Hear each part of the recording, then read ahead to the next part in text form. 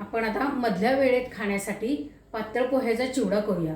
कारण आता मुलं आलेली आहेत, नातवंड आलेली आहेत, घरात सगळीजण आहेत, काय ते खायला पाहिजे ना पोट भरलेलं दुपारचं. चला पातळ पोह्यांचा चिवडा करूया. हे पातळ पोहे मी घेतलेले आहेत आणि हे आपल्याला चिवड्याला लागणारं साहित्य आहे. ते करताना एक एक दाखवतेच आहे मी. आता हे पातळ पोहे थोडेसे भाजून घ्यायचे बा, मंद गॅसवर भाजायचे बरं का, नाही तर ते करपतात. पोहे थोडे थोडे करून भाजून घेणार आहे. छान कुडकुडीत झालेले आहेत हे बघा, मस्त कुडकुडीत झालेले आहेत.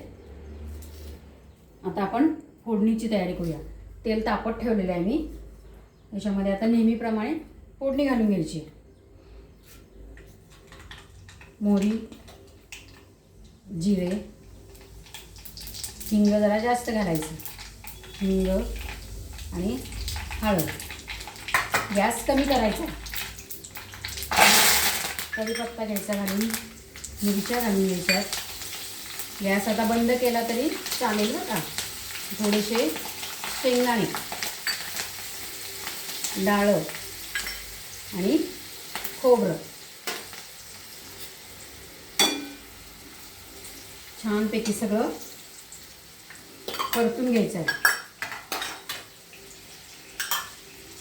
करपून द्यायचं नाही आहे. शेंगदाणे तर चांगले परतले गेले पाहिजे, त्यामुळे मंद गॅसवर थोडंसं करायचं बरं का. हे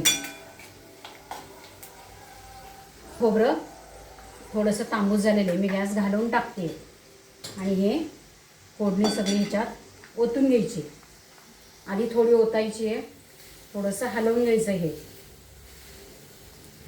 परत ओतून घ्यायची आहे सगळी. थोडे थोडे ओतली ना की सगळ्यांना पोह्यांना ती लागते फोडणी. आता त्याच्यामध्ये आपण पिठी साखर घालून घ्यायची आहे, मीठ घालायचं आहे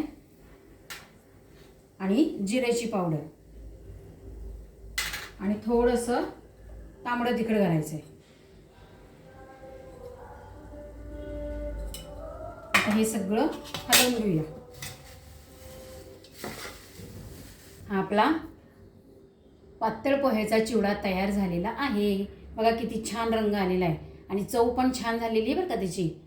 असंच घरातलं पौष्टिक खायचं मधल्या वेळेत खाण्यासाठी. सुट्टीच्या दिवसात हे मधल्या वेळेत खाण्यासाठी.